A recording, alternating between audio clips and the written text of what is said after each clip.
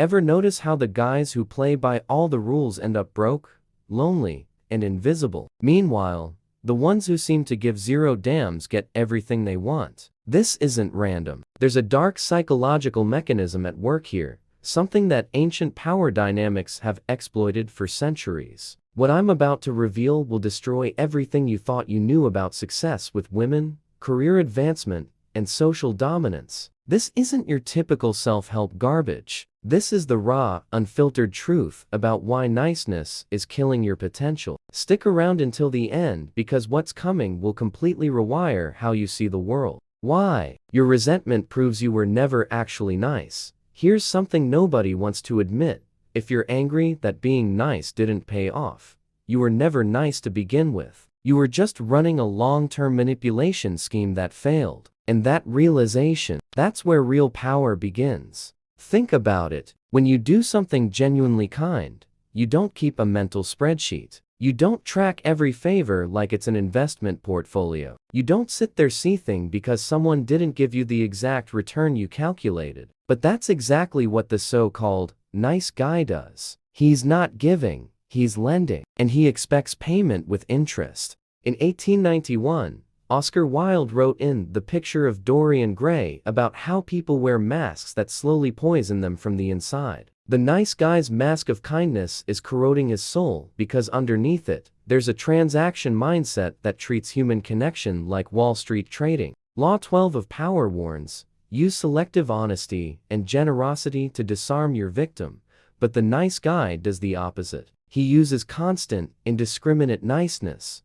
hoping it will somehow accumulate into desire, respect, or love. It doesn't work because everyone can smell the desperation underneath. Here's the uncomfortable truth. Genuine kindness comes from abundance, not scarcity. When you're kind because you're afraid of rejection, that's not kindness, that's cowardice. Wearing a costume. When you're helpful because you're terrified of conflict, that's not generosity. That's self-preservation. People sense this immediately, even if they can't articulate it. The modern nice guy has been socially engineered to believe that suppressing his own needs makes him virtuous. But in the brutal mathematics of social dynamics, self-sacrifice without boundaries is just self-destruction. You become the emotional janitor. Everyone calls when they need cleanup, but nobody invites to the party. Practical action 1. For the next week, before saying yes to any request, pause for 5 seconds and ask yourself, am I doing this freely? Or am I doing this to earn something? If it's the latter, say no. Watch how your energy shifts. But there's something even darker happening here, a transformation that turns disappointment into something genuinely dangerous.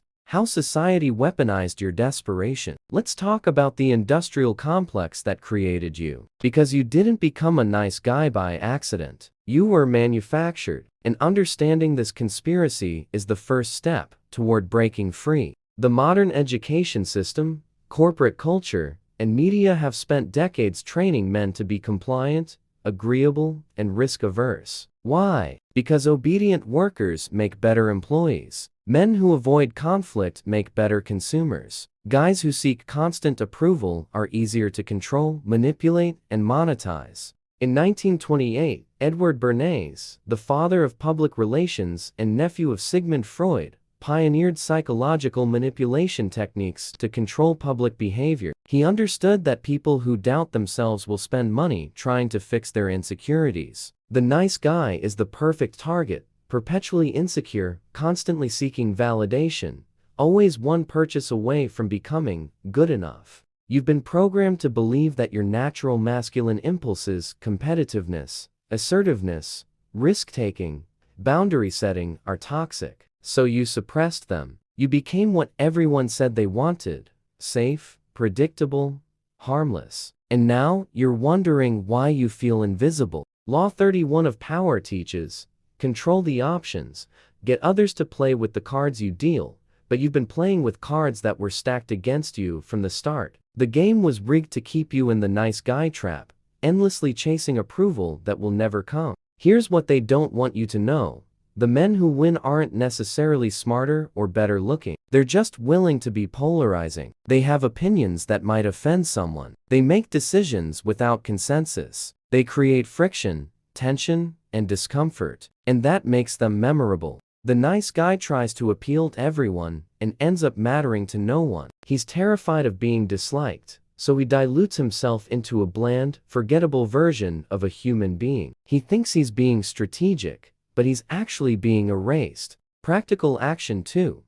Identify one opinion you've been hiding because you're afraid of judgment. Share it publicly this week, unapologetically. Notice who respects you more for having a backbone, and who reveals themselves as energy vampires. But here's where it gets really twisted. Because breaking this conditioning requires you to do something that feels completely wrong at first. Why? Women test you. And what happens when you fail? Women don't hate nice guys. They're just biologically wired to filter out weakness, and niceness, the desperate, boundary-less kind, screams weakness louder than anything else. This isn't cruelty. It's survival programming that's been running for thousands of years. Every woman you interact with is running unconscious tests. She's not doing this to be difficult or manipulative. She's doing it because her ancestral survival depended on choosing partners who could handle pressure, navigate conflict, and maintain frame under stress. The nice guy fails every single one of these tests, usually within the first conversation. In 1859, Charles Darwin published On the Origin of Species, introducing the concept of sexual selection. Female animals don't choose the nicest males. They choose the strongest, most resourceful, most capable of protection. Human females have the same programming, just wrapped in sophisticated social behavior. When a woman throws a mild objection your way, and you immediately backpedal, apologize, and try to fix it, you just failed the test. When she suggests something you don't want to do, and you agree anyway to avoid disappointing her, you failed again. When she gets emotional and you panic, scrambling to make her feel better, failed spectacularly. Law 17 of Power states, keep others in suspended terror, cultivate an air of unpredictability. The nice guy does the exact opposite. He's completely predictable, always accommodating, never challenging. There's no mystery, no tension, no excitement. He's emotional wallpaper. Here's the brutal reality. When you have no boundaries, you signal that you have no other options. When you're always available, you communicate that your time has no value. When you agree with everything, you reveal that you have no core identity. And all of this kills attraction faster than anything else. The tests never stop, by the way. Even in long-term relationships, women continue testing whether you'll maintain your standards. Not because they want you to be an aggressive person, but because they need to know you won't collapse under pressure. They're checking if you're the same man they chose, or if you've reverted to desperate, people-pleasing. Practical action 3. Next time someone tests your boundaries, whether it's a woman, boss, or friend, hold your ground calmly without explaining or justifying. Simply state your position once, and let silence do the work. Watch how respect increases immediately. But there's one final piece to this puzzle, the ultimate transformation that separates boys from men. The death of the nice guy and birth of the powerful man. The most dangerous moment in any man's life is when he realizes he's been living as a fraud. When the nice guy mask finally cracks, he has two choices: become bitter and blame the world, or rebuild himself into something genuinely powerful. Most choose bitterness. The few who choose transformation become unstoppable. Real power isn't about being mean or cruel. It's about being selective, strategic, and unapologetically authentic. It's about understanding that your time, energy, and presence are valuable resources that should be invested wisely, not scattered desperately hoping something sticks. In 1776, George Washington faced impossible odds at Valley Forge. His army was starving, freezing, and ready to quit. He didn't beg them to stay. He didn't try to be liked. He maintained unwavering standards and let those who couldn't meet them leave. The ones who stayed became legends. That's the power of high standards combined with genuine leadership. Law 46 of Power reminds us, never appear too perfect.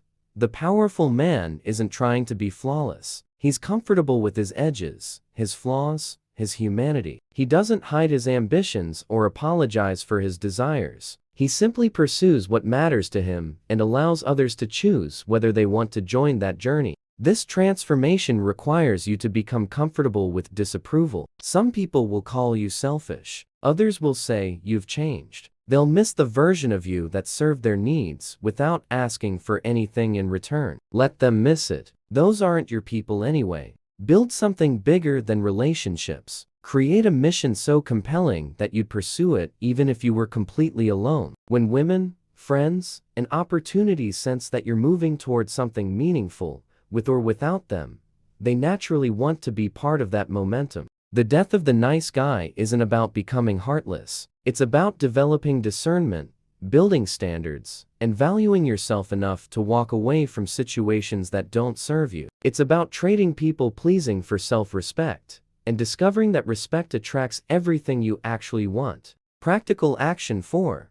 Write down 3 non-negotiable standards for how people can treat you. Enforce them consistently for 30 days without explaining or defending them. Watch your entire social reality transform as you eliminate energy drains and attract quality people. If this hit home, drop power in the comments. Tell me, what was the exact moment you realized you'd been living as a nice guy? Hit that like button. If this changed your perspective, subscribe, because there's way more strategic truth coming. And share this with someone who needs to hear it right now. Disclaimer: this content is designed for educational purposes and personal development. Reflection: the perspectives shared represent behavioral analysis and strategic thinking, not encouragement of manipulation or disrespect. In relationships, always pursue authentic connections based on mutual respect and healthy boundaries.